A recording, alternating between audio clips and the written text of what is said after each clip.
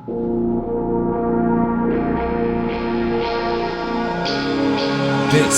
is Horror Podcast.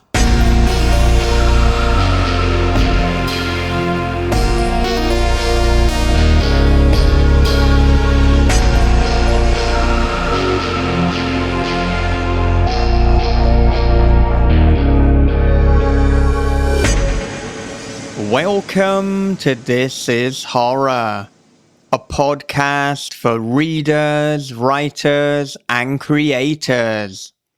I'm Michael David Wilson, and every episode alongside my co-host Bob Pastorella, we chat with the world's best writers about writing, life lessons, creativity, and much more. Today we are chatting with Paul Goblirsch of Thunderstorm Books. Now, for those of you unfamiliar with Paul, he established Thunderstorm Books in 2008. It specializes in collectible signed limited edition hardcover books, and their goal is to showcase authors' works in beautiful limited editions. And boy, oh boy, if you've ever seen a Thunderstorm Books, you know that they deliver probably the best limited edition books on the planet. And those books that they are from a real range of authors, from both new and upcoming authors to veterans of the genre. They've published authors such as Brian Keene, Joe R. Lansdale, Christopher Golden, Philip Fracassi, Tyler Jones, Ross Jeffrey, Chad Lutsky, Cynthia Palaio. I could go on and on. A lot of the guests we've had on This is Horror at some point have had a Thunderstorm book. And if they haven't, they probably will in the future. So a very exciting press to get to talk to, and a press who are doing something unique and a little bit different. So a lot of interesting and unique things came up in the conversation with Paul Goblirsch. But before we get to it, a quick advert break. It was as if the video had unzipped my skin, slunk inside my tapered flesh, and become one with me. From the creator of This is Horror comes a new nightmare for the digital age, The Girl in the Video by Michael David Wilson. After a teacher receives a weirdly arousing video, his life descends into paranoia and obsession. More videos follow, each containing information no stranger could possibly know. But who's sending them, and what do they want? The answers may destroy everything and everyone he loves. The Girl in the Video is The Ring meets Fatal Attraction for the iPhone generation. Available now in paperback, ebook, and audio. From the host of This is Horror Podcast comes a dark thriller of obsession, paranoia, and voyeurism. After relocating to a small coastal town, Brian discovers a hole that gazes into his neighbor's bedroom. Every night she dances and he peeps. Same song, same time, same wild and mesmerizing dance.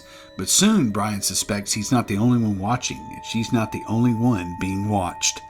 Their watching is The Wicker Man meets Body Double with a splash of Suspiria. They're Watching by Michael David Wilson and Bob Pastorella is available from thisishorror.co.uk, Amazon, and wherever good books are sold. Okay, here it is. It is Paul Goblirsch on This is Horror. Paul, welcome to This is Horror. Well, thank you so much for having me. Yeah, it's been a long time coming. We have been fans of Thunderstorm Book for a good while now, and I thought to begin with, let's talk a little bit, go all the way back to your early life. I want to know what were some of the life lessons that you learned growing up. Oh, okay. This is a new question for me because it usually starts either when I started getting into books or when I started the press. I grew up in rural Minnesota, like nobody around, just some farms, that sort of thing. And my dad was a civil engineer and he worked for the government, so we moved around a lot. but Minnesota's ended up staying there for a good period of time. So my early elementary school years, I went there. So I basically got into books when I was a kid. I broke my leg playing football, and it was a really bad break. I had to have a couple surgeries. I was in a cast for 9 months, so I kind of got into books and reading in around 4th grade. And so I spent a lot of time reading, Choose Your Own Adventures and The Three Investigators and those sort of things, Hardy Boys, that sort of stuff. So then I got into, starting to buy those type of things. I was kind of even collecting them for a little bit. And that's kind of how I got into reading originally. It sounds like you did like a Tom Passmore, from Mystery, Peter Straub's Mystery. Broke your leg, you get laid up for nine months. Well, right. You're going to read, or you're going to become friends with your neighbor who happens to be the Shadow. So right. Yeah, because the TV had 3 stations on it, and there's not a lot during the day, So so that's how it started, and that got me into reading, and then I kind of drifted away from it after I started like high school and stuff like that. And then when I was in college, I was mostly reading for school, so that reading for pleasure type thing kind of went away for a while. And what happened is I was in a line at a supermarket, and I think it was mid to late 20s. So, I mean, and Stephen King's The Green Mile Part 1, The Two Dead Girls came out. If you remember, they originally came out once a month, and they were like 1 through 6, and I saw that number 1 on it and that green cover, and I just picked it up on a whim because, like I said, it just reminded me of the books I read as a kid, kind of just the way it looked. I'm like, oh, they're numbered and this and that, and so I just picked a complete whim, and it was just, I was in the line, I saw it, and I popped it in the cart, and then that really got me on the road to where I am today, because then I loved it, and then I'm reading all this stuff, and then I'm started buying this hardcovers, and then starting going after first editions, and then I got introduced to the small press stuff, and it just kept growing and growing and growing from there. So The Green Mile was the first book that really got you into horror, it sounds like. But I mean, in terms of really, I suppose, opening your appetite to collecting books and limited editions, was there a particular title that got you into that? So what happened was, like I said, I was reading Stephen King, and I was kind of going backwards. So I was like, going through the 90s, and I'm going into the 80s. I was working way backwards because I was kind of, trying to buy first editions, and as you go back, they got more expensive. So there was a gentleman that I worked with who was a huge Stephen King fan. And so every time I was reading one, I would talk to him about it. And he knew the characters. He knew it. It's like he read them all multiple times type person. And he tells me, hey, you know who Stephen King's favorite author is? And I'm like, I have no idea. Right. And he goes, it's a guy named Jack Ketchum. And he wrote this book called The Girl Next Door. And he goes, I will lend you my copy of The Girl Next Door. But it was the small press lettered edition of it is the one he had. And I'm like, at the time, my daughters were toddlers, or my oldest daughter was a toddler. And I'm like, no way. I don't want to borrow something like that. Let me kind of just check it out and I'll look into it. So I went online and looked around, and the first limited edition I ever bought was Jack Ketchum's The Lost, that was put out by Cemetery Dance. So that was my first ever limited edition. And I read that book, and I loved that book.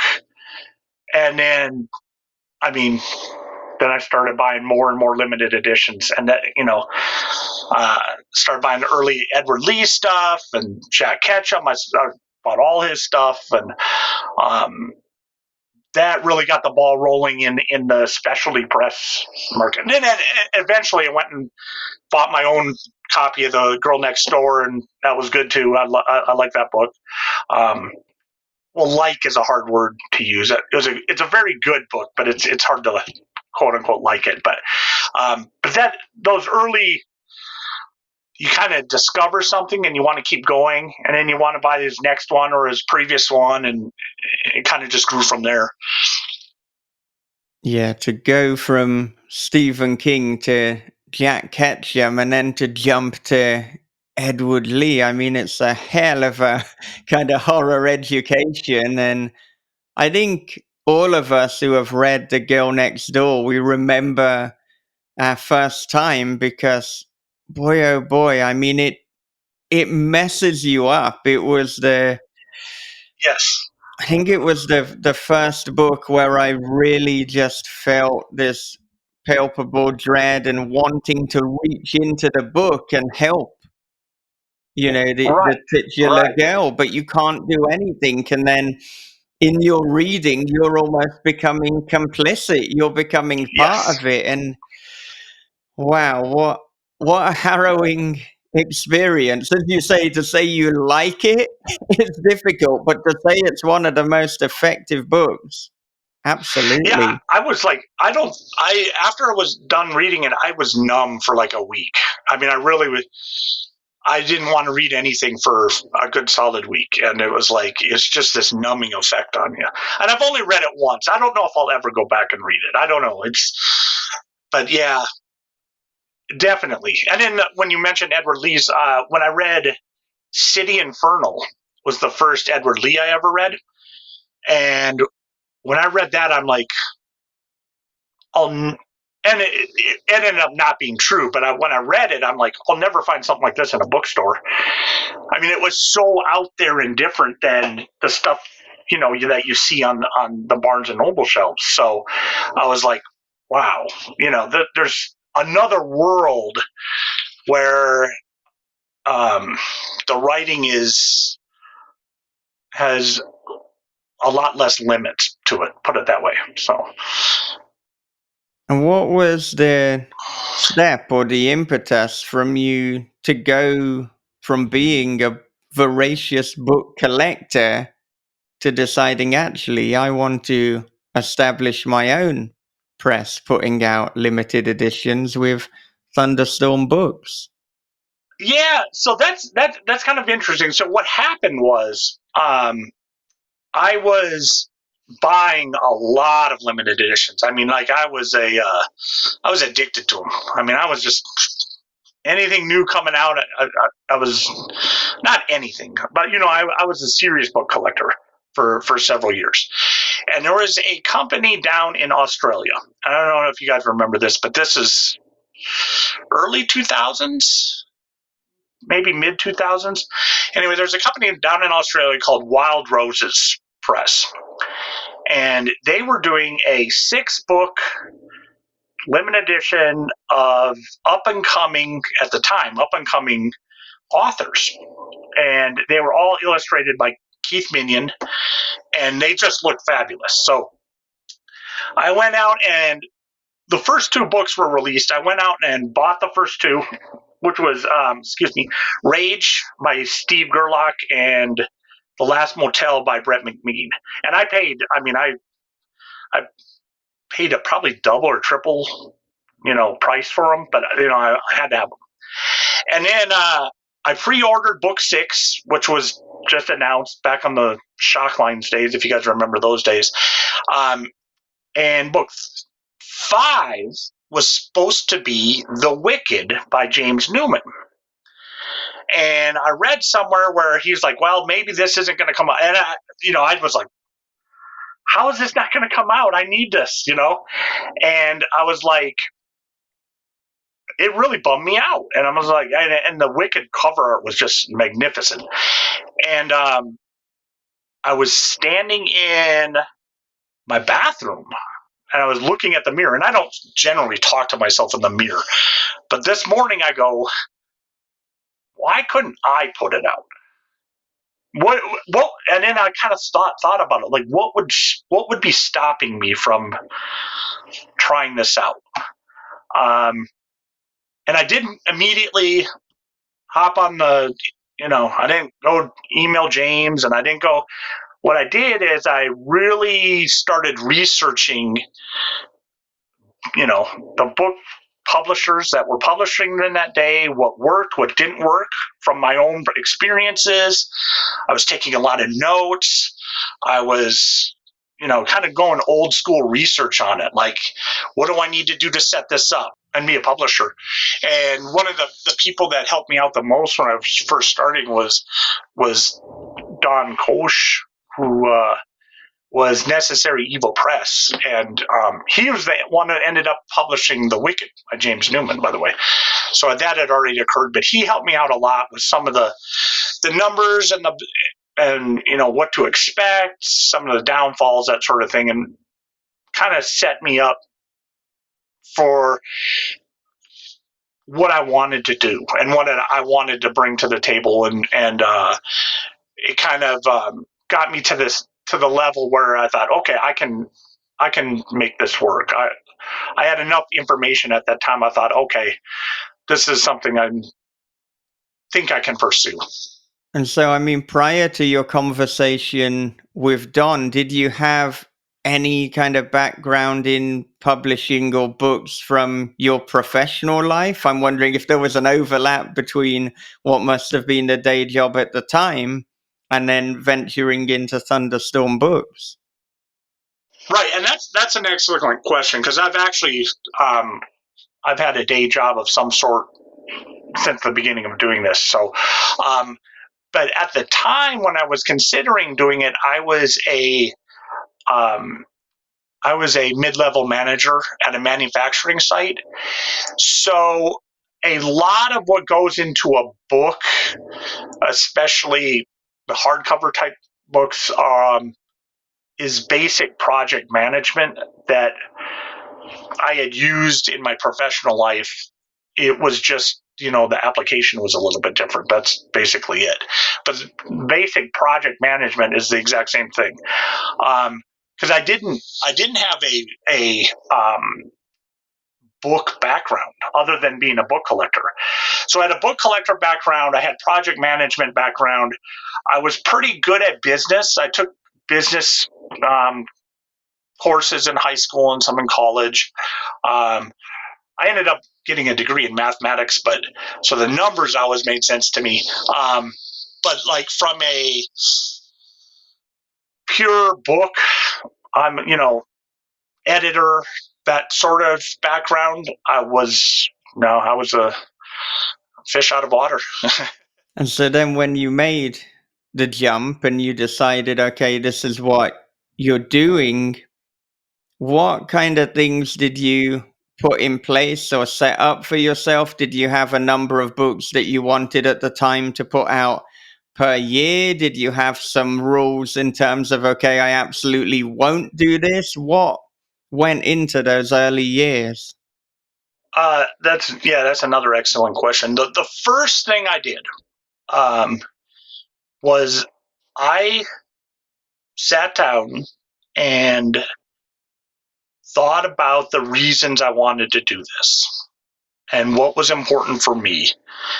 And I don't know if a lot of people actually really do that and have an honest conversation with their own. You probably think I'm a guy who talks to mirrors and talks to himself a lot. He's probably a psycho, but it's you have to. If you're in, I was in it to make extra money. It was an additional income source. Was the reason I was getting into it. So that aspect was very important. But the other thing that I really thought about is, how am I going to land this plane? If I take off in this plane tomorrow, how am I going to land in it? So there were a few rules I made for myself. Is I'm not going to screw anybody else out of money. If this fails, it's 100% on me. And, it comes out of whatever money I have. That I'm not, and that one was very important to me. I wanted to, if I ever stopped or wanted to stop, I wanted to stop and go out in style, go out on top. I don't know what you want to call it. I didn't want to do something terribly stupid and then, fail. I didn't want to fail, put it that way. So having those things in my head when I started made a lot of my decision-making process in the early years a lot more focused so that I wouldn't make some mistakes that I saw other presses making. And one of the big ones, especially at the time, I don't know if you guys remember the early 2000s, but presses were booming in the early 2000s, so much so that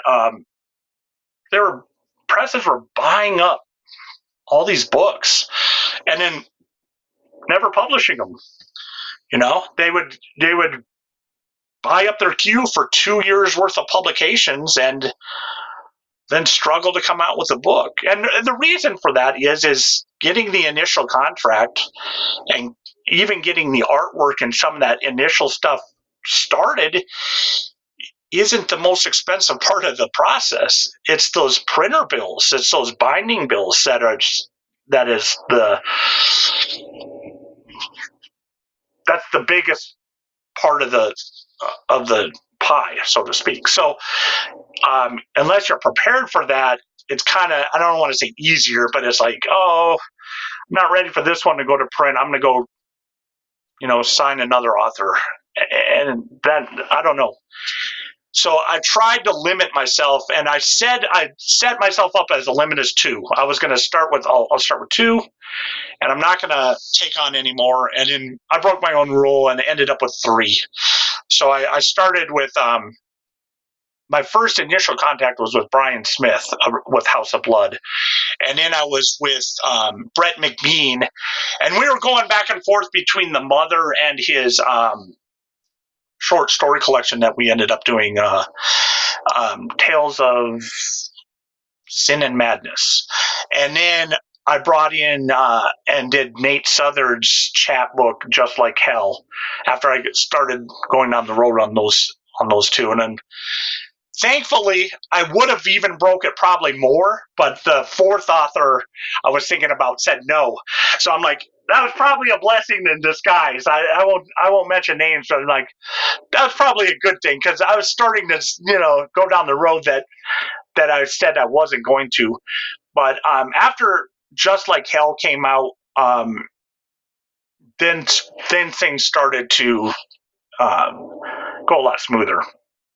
And of course, slowly, or not even that slowly, over the years, you have built up so that you're now putting out about 40 titles per year. And I mean, I wonder what would be perhaps some of the moments or the milestones that meant that, okay, we can scale it a bit.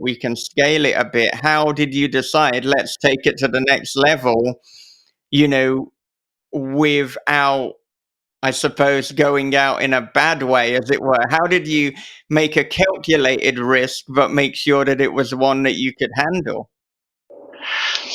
Yeah, that's very important. And when you mentioned early on, I didn't have these goals of I'm going to do X amount a year. Like 2008, I only did 1 book, and that was Just Like Hell, and that was a chapbook. And I'm known for hardcovers, and it actually first came out as a paperback chapbook. And so then in 2009, I did 5, and then in 2010, I did 10. And then when 2010, Brian Keene and I did the first Maelstrom set. And that was a huge turning point for me, because that was the first time I took money from the press and applied it to stuff in my personal life. Because everything else I was just reinvesting. So I was just reinvesting into the business. And so 2011, I spent I made a large jump between 10, which was still kind of a lot. I mean, it's not nothing. 10 up to 20-ish. And that jump or that expansion, that took a lot, I don't want to say a lot out of me, but it kind of put me into the thing of like, okay, this is going to be everyday life now. These numbers are going to be where you're really doing this. And I kind of felt comfortable in that. One of the, I don't want to say a trick, but one of the things that what worked for me, and it maybe is different than other publishers, I think it is I was taking very, very small print runs, making a little bit of money on them, and then doing that on a lot of books. So, there's some advantages to that. One is I get to work with a wide range of authors, new authors that haven't had limited editions, where the expectations aren't so high that there's either pressure on me or them that might not be attainable. So, and then I was able to do that kind of over and over and over again. I don't want to say a template, but I kind of did have the setup of this is how many copies we'll do. And then I just repeated that the next month with the next worth. So it kind of allowed me to experience a lot of different authors, a lot of different artists, and it felt my speed. It felt where I was most comfortable. Now that was in the mid. Well, by then it's 2011, 12, 13, 14, 15, 16 were kind of really structured years where it was kind of, I was making the same amount of money per year. I wasn't getting rich. Don't get me wrong, but I was successful enough. It was a little bit extra money every month, that sort of thing. And then in 2017, I was just a great year for me.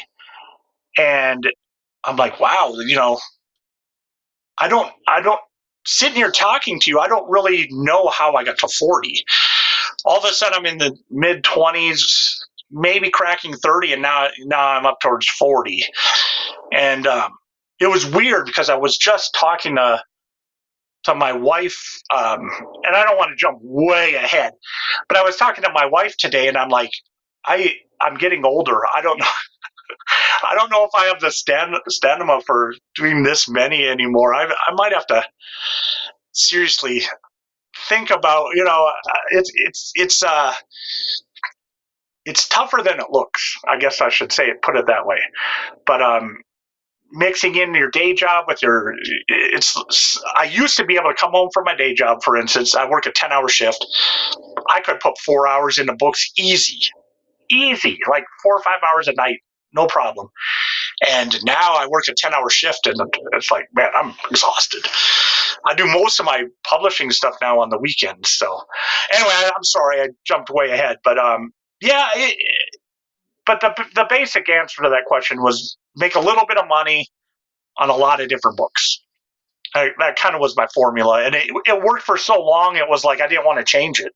I mean, why change? Why fix what's not broken? So. Yeah, and on This Is Horror, we're always jumping ahead, jumping back, jumping in a direction that we didn't expect. So don't you worry about that. And I mean, it is interesting actually to jump all the way ahead because, I mean, from the way you're talking as well. So you still have a day job and you're putting out about 40 books per year. This is incredible. Yeah. This is borderline insanity. Yeah. I've going to various conventions and whatnot when I'm talking to. I really enjoy talking to other publishers because it's just like you're talking to someone who has the same experiences, and a lot of us are sleep deprived. I don't know, but I've actually picked up a couple tips when I was at it was one of the Scares That Cares. The Apex publisher, I think she's co-publisher, Leslie, man, I should know the name, Connor? Man, maybe. I know exactly who you mean, yeah. Yeah.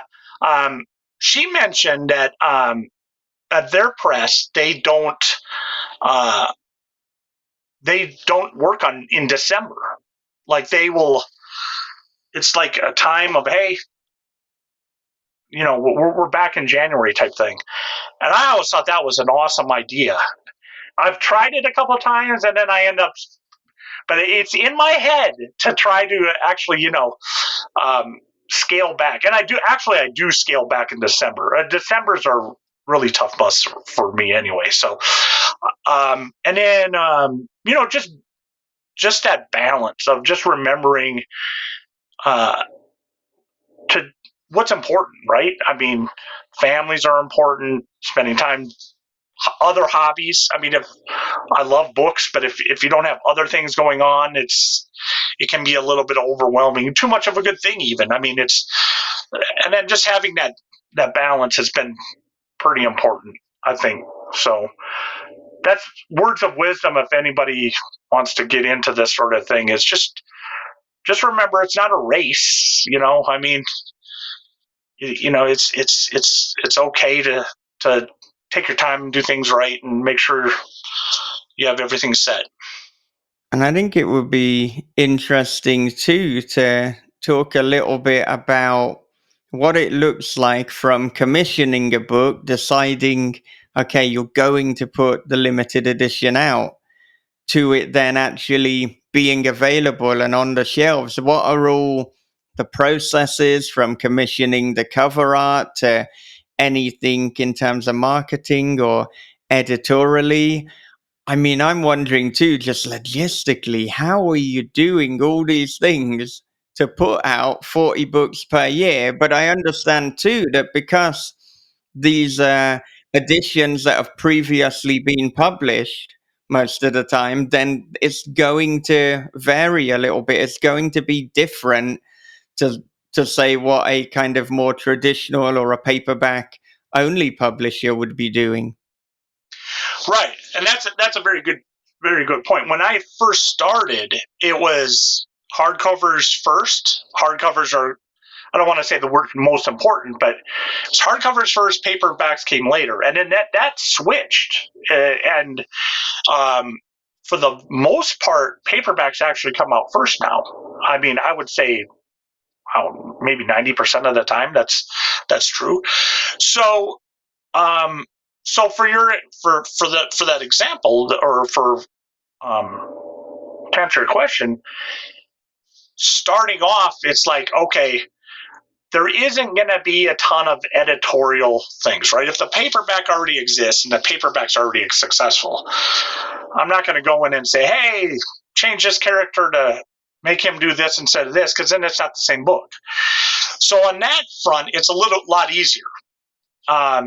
And I wouldn't even say that's not really my forte anyway. There have been books that I have been, had input in, and we've made changes, and some of them more drastic than others. But in those occurrences, they were originals, so they weren't the paperback first. So in a way, that makes it a little bit easier. Then, I have a really good bunch of editors that really help me out a lot, and so I trust them. With what they think with books too. So it's not just me deciding everything. It's kind of a team effort. So what I look for is, what's the concept? How popular it is. I even look at what other publishers are what's the paperback company that publishes it? There are certain ones that I like a lot of their stuff. So it's more, I pay attention to that. I pay attention to how the authors are online, how they're interacting with people, how their book sales look like they're going. And I know I'm an outsider looking in, but those are the kind of things that I'm looking at when somebody's announces something or are putting a word out about a book, how are people reacting? And then I also bring in my collector experience type thing of like, hey, as a collector, do I think people would be interested in, this book and whatever book I'm, thinking about. And it does, and I don't, I'm not trying to separate. I think there's a ton of great publishers out there, but it does allow for, at least Thunderstorm, it allows for getting new voices in the mix, where it's not just the top 10 authors in the world, and then if you're in number 11, we don't have room. So I do, that's one of the things I may be most proud of. And then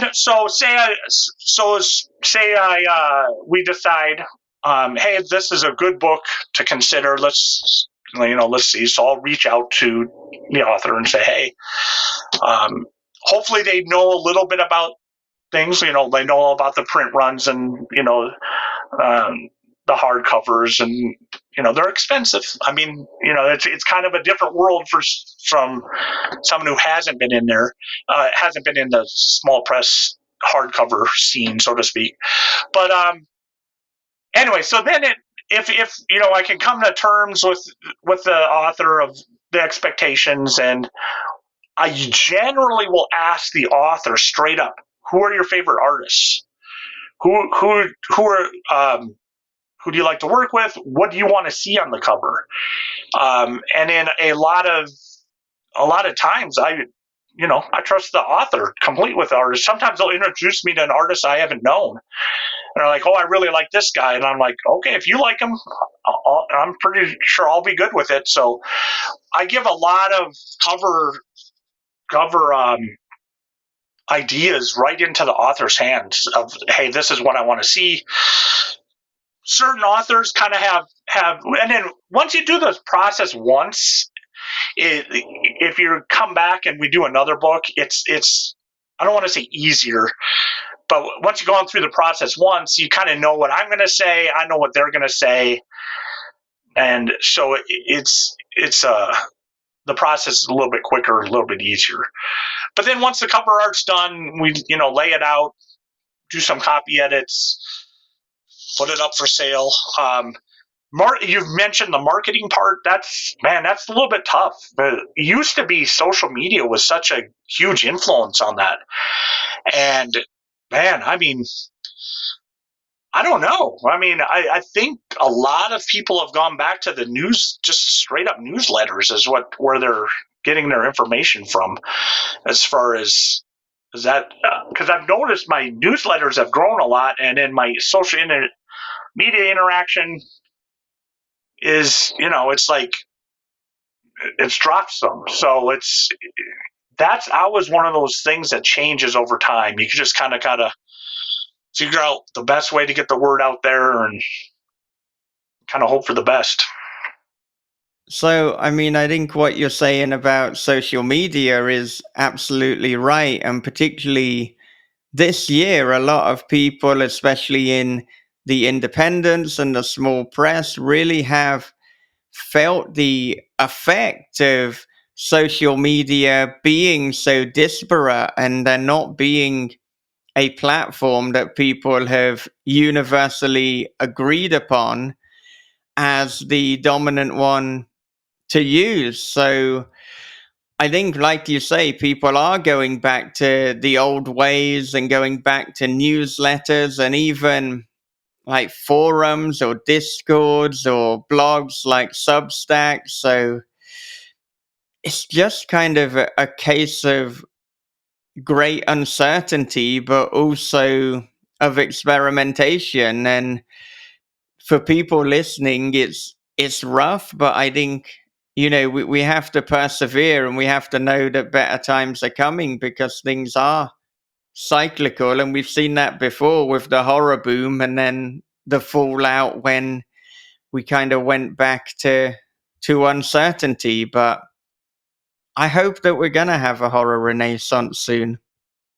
Yeah, you're absolutely right. It is a cyclical environment, and with the things going on in social media, even it seems like it's brand new and it's right in everybody's face and it's so different than it's ever been. But we've gone through these before. We've gone through message board implosions and blog implosions and that sort of thing, where it seems like that was the only way to get the word out, and something new came along and took its place. Hopefully there's something new coming out that,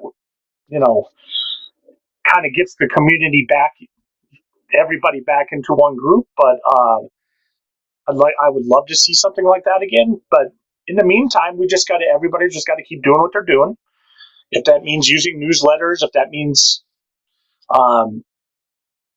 using different various social media, and just realizing the reach isn't just on one, it's on multiple ones. And I'm not really great at that, but just keep plugging along, and something will come along, and we'll all hop on board on that for a while.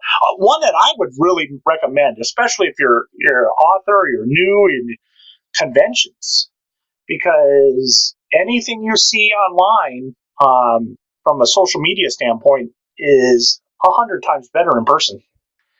And I'm introverted. I'm not naturally a person who likes large groups, but I just love going to horror conventions. I mean, it's just, if you have the means and the ways to get to one or two a year, I highly recommend that. And people are so welcoming. You would think, oh, I'm new, or what if people don't like me? And it's just not that way. You'll make connections that will last a lifetime. So I know I went a little bit off topic, but that's my recommendation for social media going down the dumps. And have you found that what's happened with the marketing and social media, has that directly impacted your business? Have you had to make any changes in terms of the number of titles, in terms of the number per print run, or has it been because you've been going since 2008 that you luckily have all these other channels so that the impact has been lesser? Yeah, that's a very good question. And one of the things that I think has kind of kept me going all these years is being able to make minor adjustments as I'm going. I try to never put myself in a position where I'm locked into a certain methodology or a certain way to do things for an extended period of time. Because if you get locked in, and then things in the market change, or things in the just books in general change, you can be stuck. It can be tough to change course without disappointing a lot of people, if especially if you're contractually obliged to meet certain requirements. So I think that's an important factor, is just being able to change, weather the storms when they come up, so to speak. That being said, 2025 has actually been a really good year for me. It's kind of surprising. I don't know if this is a self-fulfilling prophecy or not, but over the last several years, even years are not good, and odd years are very good. So it's like, on an even year, I kind of wade water, and in odd years, I'm swimming. I've always been, I got to break this. I thought I was going to break it last year, and I kind of did. I mean, last year was a good year too, but it seems like I do better on odd years. I don't know why. It's just one of those things that happen. I guess it's almost like a superstition at this point. But I hope that answers that question. But I think 2025, there are certain writings on the wall that it's towards the end of the year. It might be a little bit more difficult. But I think people will, I think you use the right word, persevere. We'll get through it.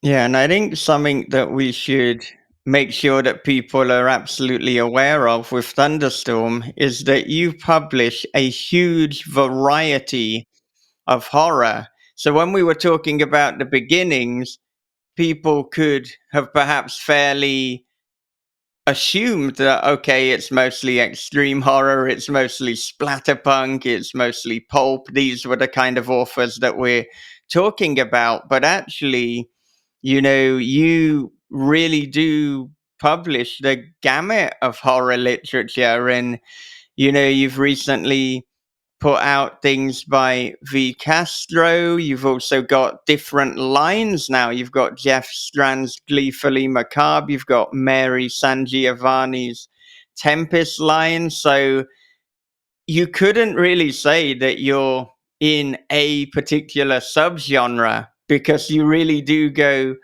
throughout all modes of horror. So, I mean, in terms of when you're looking to put something out, what kind of ratio would you say you have of you selecting things that you gravitate towards and what is other authors kind of coming to you?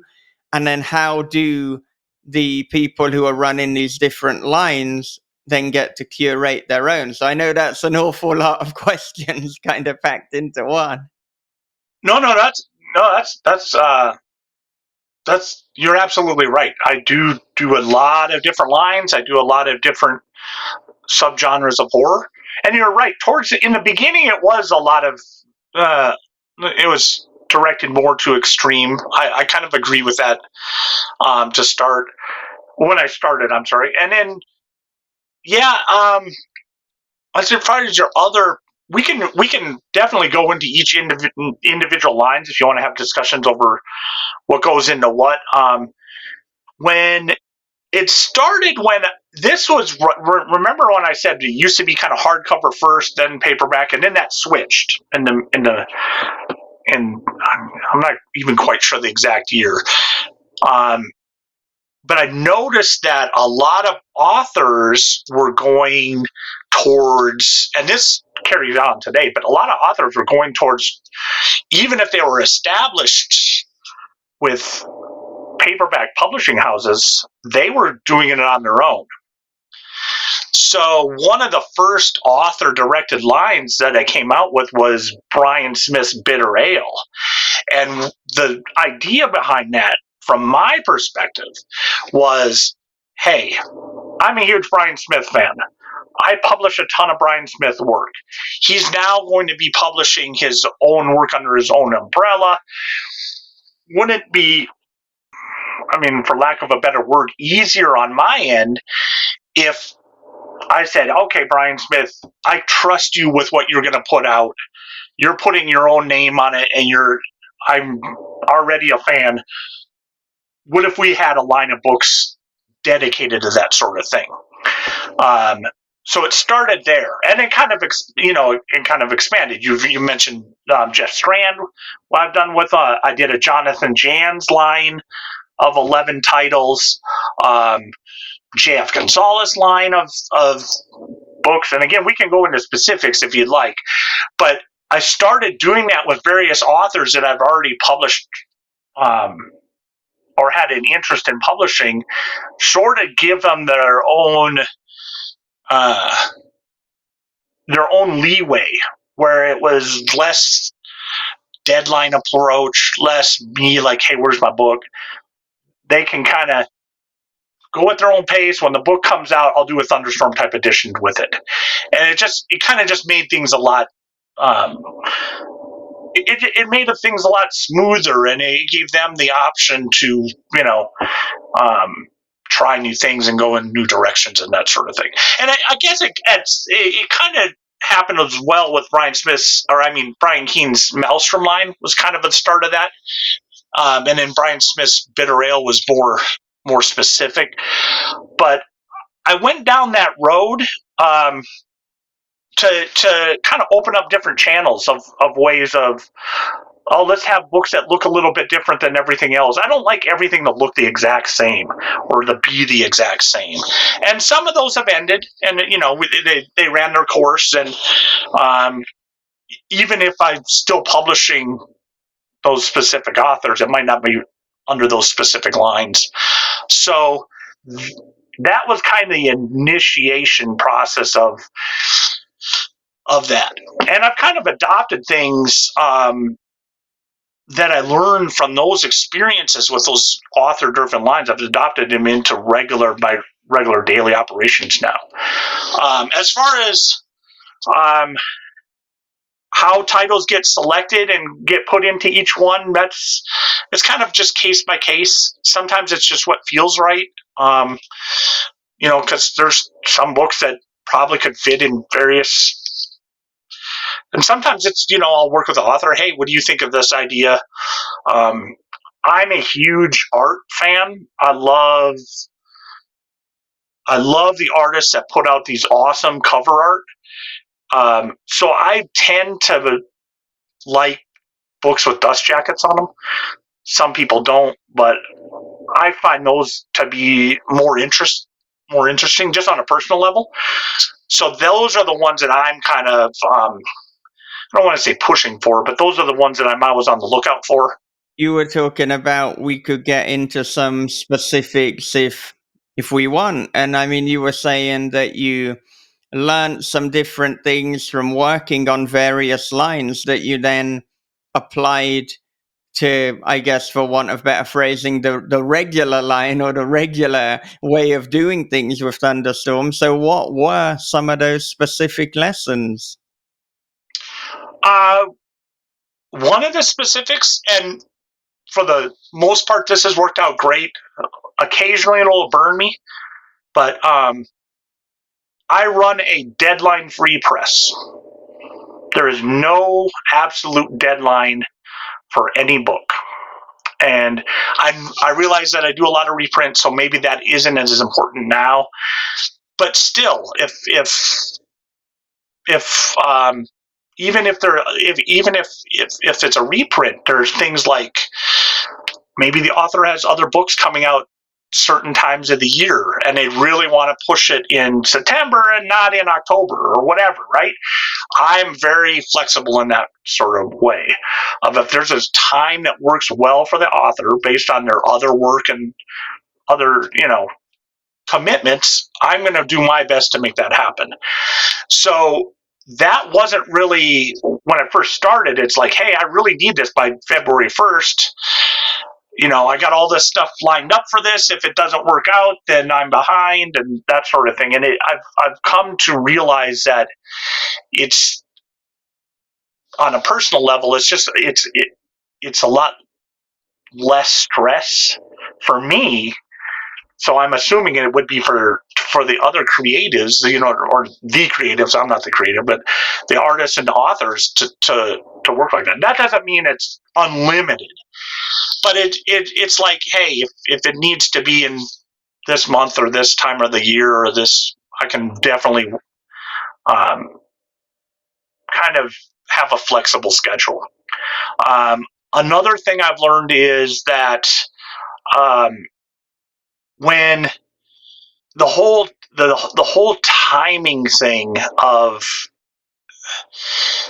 it feels like when you're first starting, or even when you've done 100 books, it feels like from a scheduling standpoint, any blips in it feel like they're huge, earth-shattering things, and it really isn't if you have good backup plans, good other techniques, other ways to make things happen. And a lot of that stuff goes on behind the scenes. It's not out in the public because I generally don't announce things until they're close to release. And or if I'm doing a pre-order type thing. I mean, there's kind of two different variations, but so that's another one. Like, hey, wait till the book is ready before you release it. That relieves all the pressure, right? If I told you tomorrow, hey, I got a book announcement. This book is coming out in 2 weeks or 3 weeks, and I deliver it in 2 weeks, book buyers, the public, everybody's going to think, hey, that was smooth. That was quick. That was easy. There was no issues with that. It could have been sitting on my desk for 6 months. It could have been sitting on my desk for 3 months. It could have been a smoothest book I've ever made, no issues at all. Or it could have had bumps along the road the entire way until I said, hey, it comes out in 3 weeks. So doing things like that, where you wait, you don't have to go out there and announce everything right away. That kind of helps along the lines. And there's some math along that too. I've always said, and this may be more towards other publishers or people interested in publishing, but 90% of what you do should go fairly smoothly. I'm not saying there won't be challenges. I'm saying it should be enjoyable. All the parties should be happy with how it's going, how it happened, the end result. 90% of your time should be well spent towards that. The remaining 10%, 90% of that remaining, you're going to have to learn how to deal with issues, how to mend bridges, I screwed up, apologize, figure out ways. This wasn't a smooth process, but the end result, hopefully you're still there. And then that leaves 1% left, right? You got 90% great, 90% you overcoming things, and then you can have 1% left. And this one's a hard one for people to deal with, where you just screw up so badly that apologies aren't going to fix it. It's just you messed up, and you have to be able to get over that, or do what you can to rectify it as much as possible, in order to, keep going, and do the next one. The ones that are tough, learn from those mistakes, that sort of thing. No, I think it's very useful advice that I think is going to be applicable just not just to other publishers, but kind of to life in general. I mean, it kind of is similar to this idea of under-promising and over-delivering. If you kind of do that, then you're going to do okay. But it's when you kind of over-promise and then under-deliver, that's when you're going to upset people. And, a lot of, well, maybe not a lot, but a number of people, what they'll do is they'll take pre-orders very, very far in advance when they haven't really got anything beyond the contract signed. They probably don't even have the manuscript, and they're playing a dangerous game because they're essentially looking at the pre-orders to some point funding the endeavor. That is very, very risky, and this is why we see, unfortunately, a not inconsiderable amount, a number of presses folding and owing a lot of people money because they took money to fund things, they fucked up, they didn't have a backup plan. It's exactly the opposite of what you've said you do and what I try to do, which is to say, look, whatever I'm putting into the publishing, this is my money. This is my bet. It is a little bit like a bet, but you can be calculated with it. But at the end of the day, if I lose it, then I lose. But if you're saying if it loses, then actually the customers and the authors are, oh, no, do not do that. Yeah. No, and yeah, you're absolutely right. The money aspect to the business, because it is a business, is to just treat it as a business. You can have drinks with authors, you can be friends with authors, but I mean, at the end of the day, people get upset when they don't get paid. I mean, that's life. I mean, I get upset when I don't get paid. I mean, so having the money, just, keeping that on the forefront, and you also have to put yourself in their position, right? I mean, you can't just shrug your shoulders. It's, I mean, people count on money. If I tell somebody I'm going to pay them on the 1st, and I don't. And then now their rent is late and they're having to deal with a landlord thing. And then,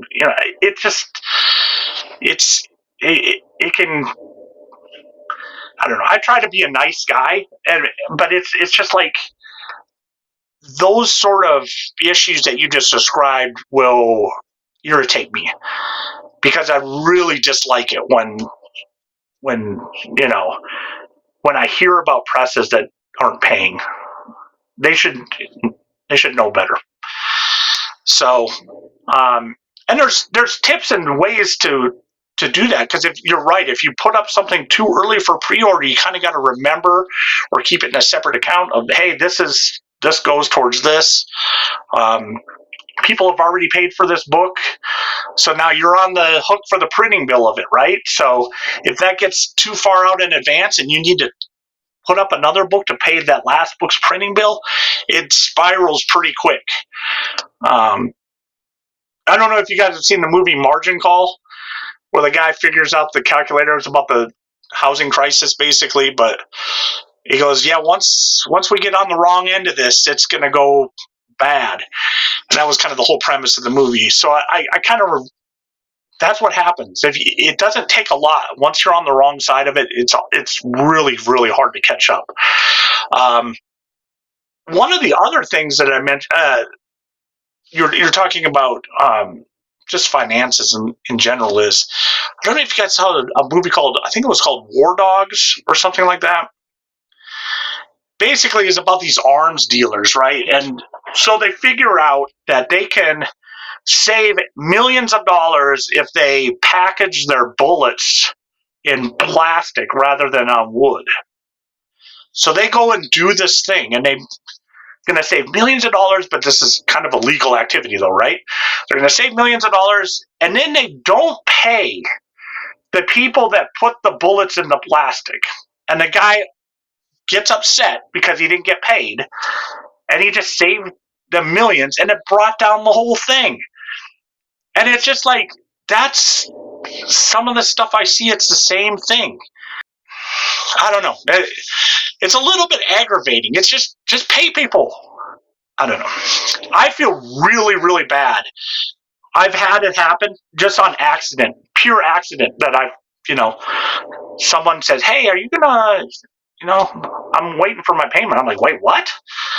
Huh? And then I'll go back in my computer and I'm like, I'll be looking for it. And I'm like, oh my gosh, I am so sorry. I just flew over my head. Totally stupid. So it's like, when it happens, I feel terrible. So I can't imagine going through life and it's happening all the time. You have people knocking at your door for payment. I couldn't live like that. I don't know how other people do. I really don't. That's the thing that scares me more than anything else. When you see it on social media, there's two things that will bug the shit out of me.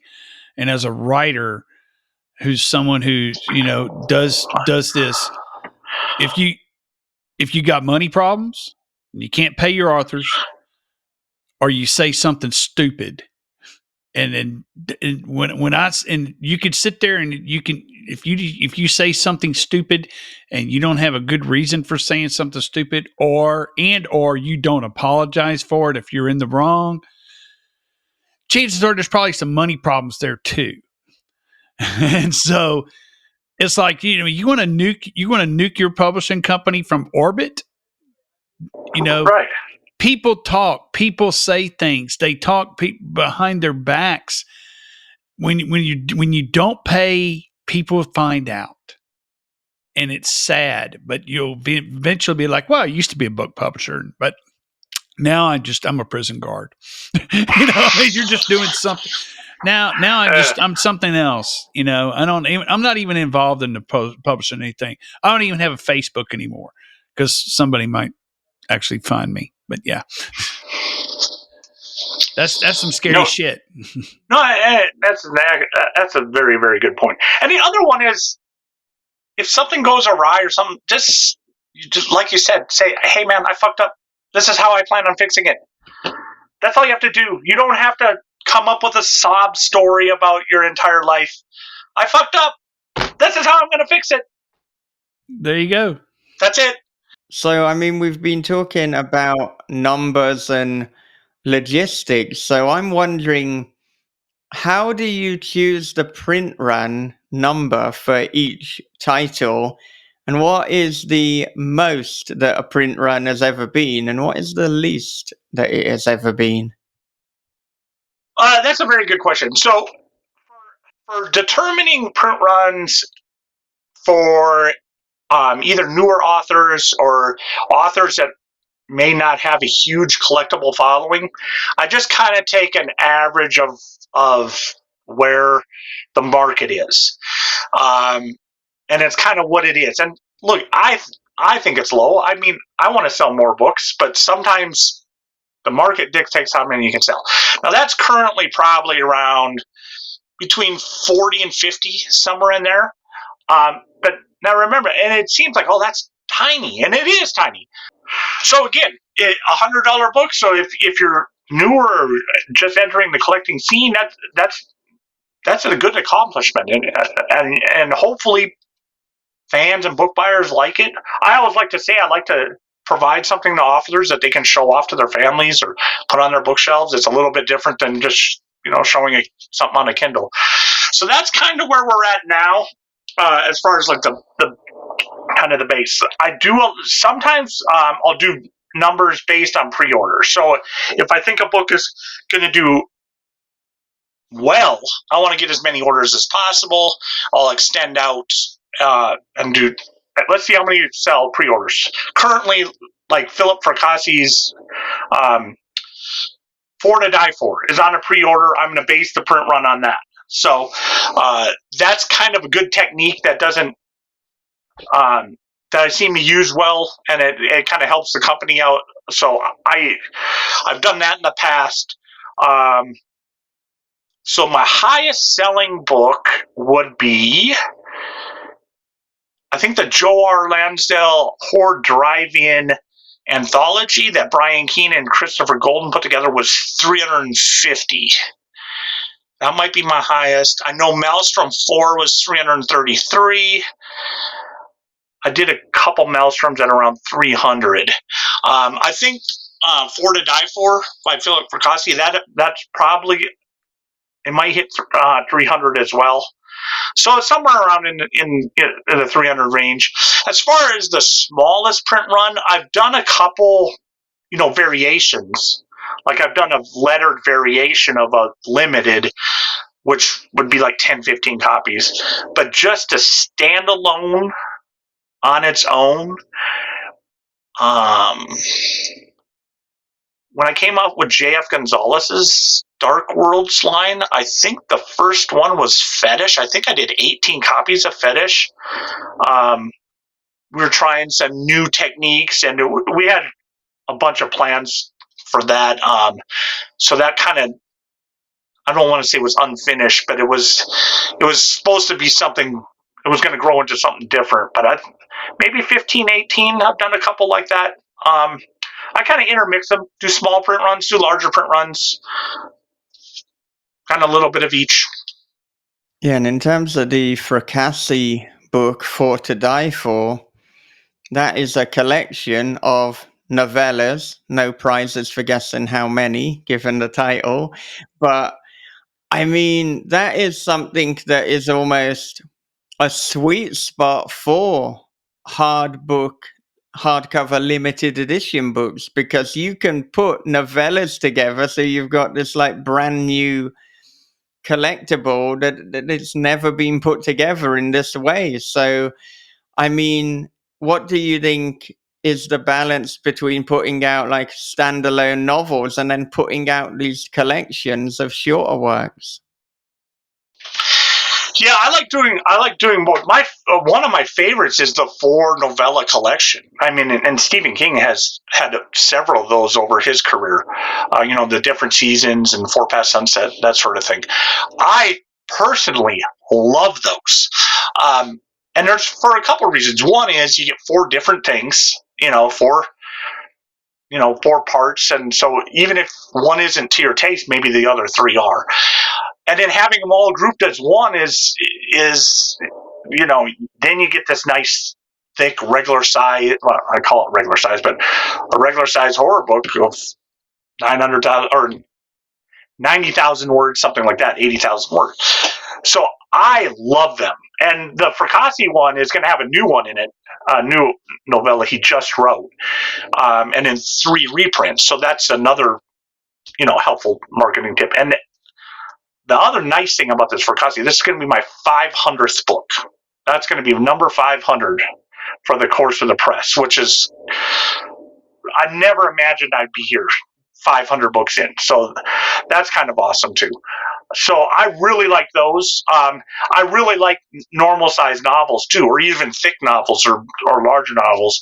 And then of course I've done like series of books too that maybe the whole story is longer than the just one novel. Like one of my favorite all time things is Brian Keene's Lost Level. I mean, I was so proud to publish that book because I think that expanded his career.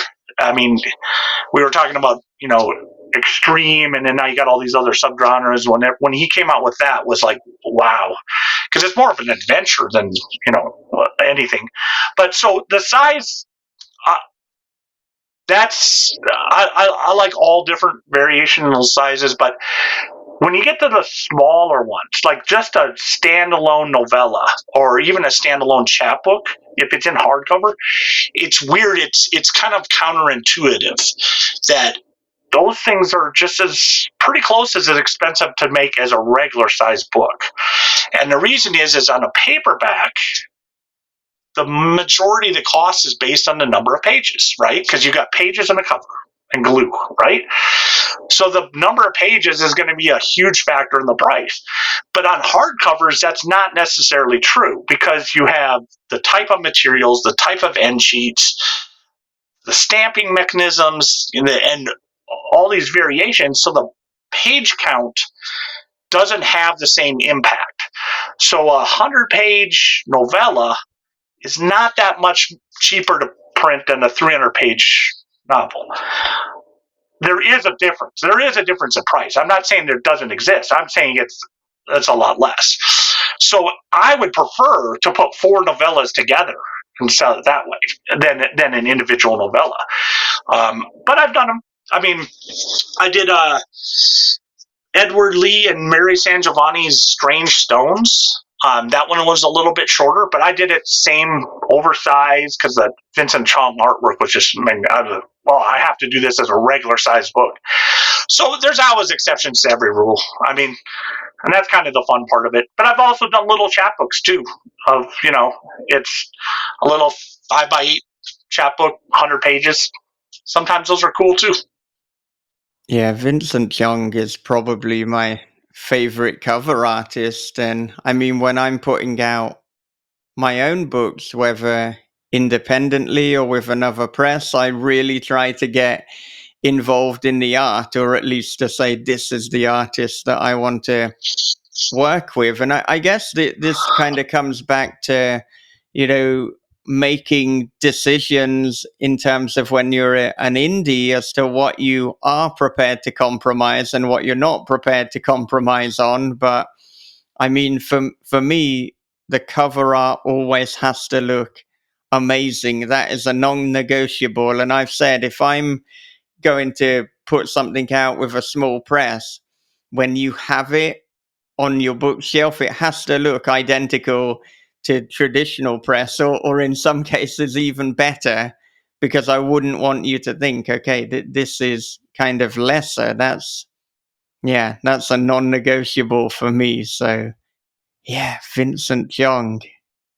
Yeah, you're absolutely right, because your name is going on it and my company name is going on it. Why wouldn't you want to put out the best product you possibly can? And so, sometimes things happen and just hit or miss. It's kind of weird. I look back through my gallery and it's like, oh man, I love 99.9%, but some of them I was like, what was I thinking? That doesn't. And then other ones, though, is like kind of like, oh, that's okay. And then I look back on it and I go, man, that really speaks to me now. It speaks to me more than when I actually did it. So But you're absolutely right. From the get-go, you want to try to put that effort in because your name's on it. And if you're working with a publisher, their name's on it. And so why not put in that extra effort? Well, thank you so much for joining us this evening to talk about all things horror and publishing. I wonder, where can our readers and listeners connect with you? Well, thank you so much for having me. It's been a pleasure. I've really enjoyed this evening talking to both of you. It's been great. You can find me if you want to order any books. Go to www.thunderstormbooks.com. So that's my website. Social media wise, I'm pretty much kind of on Blue Sky. It's kind of the one I'm kind of hanging out on now. Technically, I still have a Twitter account, but I really don't go there often. So the direct website is probably the best spot to catch me. And then I'll be on the lookout for the next big thing, and whatever that is, whether you're going to call it social media or whatever, we'll see what happens, right? But for now, those are the two best spots to find me. And at horror conventions. Hopefully I get to see a lot of you guys in person. Bob, I'm going to probably see you in about 6 weeks, right? At KillerCon? Yes, sir. Yes, sir. I'll be at KillerCon. We're going to have a good time. So anybody out there that's going to go to KillerCon, I'm very approachable, especially if there's a beer involved. All right. Well, do you have any final thoughts for our listeners? And this could be final thoughts in general. This could be about horror. This could be for people looking to put out their first hardback book. So whatever is on your mind. Yeah. I mean, if you're out there, if you're just starting writing or you're starting down this road, just remember to enjoy the experience. Sometimes we're faced with obstacles that we didn't expect, but if you take time to enjoy it, and it's life is a great thing when you take the time to just look around and be grateful for all the good things too. The internet is full of all the trash and everything bad that's going on, and there's no denying there's a bunch of garbage going on. But just remember to stop and smell the roses too, because there's a lot of good stuff out there. So that's horror books, that's book collecting, that's small press horror, but that's life in general as well. I think that those are my final words. All right. Thank you again. Thank you so much for joining us. Thank you so much for joining us for the conversation with Paul Goblirsch. Next time, we will be chatting with Ross Jeffrey for a really inspiring conversation about writing and his routine, as well as his early life lessons. The conversation with Ross is one that personally inspired me, and I felt so energized after talking to him, in much the way that I have done when we've spoken to people like Josh Malerman. So it is an exciting one for you to look forward to. But if you want to get it ahead of the crowd and you want to help me do this as horror podcast full time, which is my aim by the end of this year, then support us. Patreon.com/thisishorror. Whether or not I can do this full time is largely dependent on that Patreon support. So if you like the show and want to see even more of it, pledging on Patreon is the best way to guarantee that. You can think of it a little bit like giving a tip, but at the same time, you're getting something for that, because you will get exclusive perks, including Story Unboxed, the horror podcast on the craft of writing, which is coming back this month with an episode on Talk to Me. So Bob and I are really looking forward to analysing that. So again, patreon.com/thisishorror. Okay, before I wrap up, a quick advert break. From the host of This Is Horror podcast comes a dark thriller of obsession, paranoia, and voyeurism. After relocating to a small coastal town, Brian discovers a hole that gazes into his neighbor's bedroom. Every night she dances and he peeps. Same song, same time, same wild and mesmerizing dance. But soon Brian suspects he's not the only one watching, and she's not the only one being watched. They're watching is The Wicker Man meets Body Double with a splash of Suspiria. They're Watching by Michael David Wilson and Bob Pastorella is available from thisishorror.co.uk, Amazon, and wherever good books are sold. It was as if the video had unzipped my skin, slunk inside my tapered flesh, and become one with me. From the creator of This Is Horror comes a new nightmare for the digital age, The Girl in the Video by Michael David Wilson. After a teacher receives a weirdly arousing video, his life descends into paranoia and obsession. More videos follow, each containing information no stranger could possibly know. But who's sending them, and what do they want? The answers may destroy everything and everyone he loves. The Girl in the Video is The Ring meets Fatal Attraction for the iPhone generation. Available now in paperback, ebook, and audio. Now, I'd like to thank those of you who have left a review for This Is Horror on Apple Podcasts. We recently got a review from Clegger14, which was also hugely complimentary of my latest book, Daddy's Boy. So I would like to read that to you now. The review, not Daddy's Boy, which would obviously take too long. So here it is. All the horror lit. This is the perfect show to learn about your favorite horror authors and get fantastic recommendations for your always growing TBR list. I'm also going to pump Michael David Wilson's latest novel, Daddy's Boy, which I picked up a few days ago after hearing some of the guests share their appreciation. Those guests are not wrong. Daddy's Boy is a wonderful genre mishmash that is so fun you don't want to put it down. I'll be tracking down MDW's other works, as well as co-host Bob Pastorella's. I like how these guys think and feel confident that I'll like the way they write too. Oh my god, Clegger14, that is tremendous.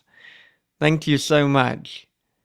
And, do stay in touch. Do let me know how you get on with both my books and Bob's. And Bob has a new one, The Small Hours, coming out in September from Goblirsch Books. So that is definitely one for everyone to look forward to and for everyone to pre-order. And with that said, that is it for another episode of This Is Horror. I'll see you in the next one with Ross Jeffrey. But until then, take care of yourselves, be good to one another, read horror, keep on writing, and have a great, great day.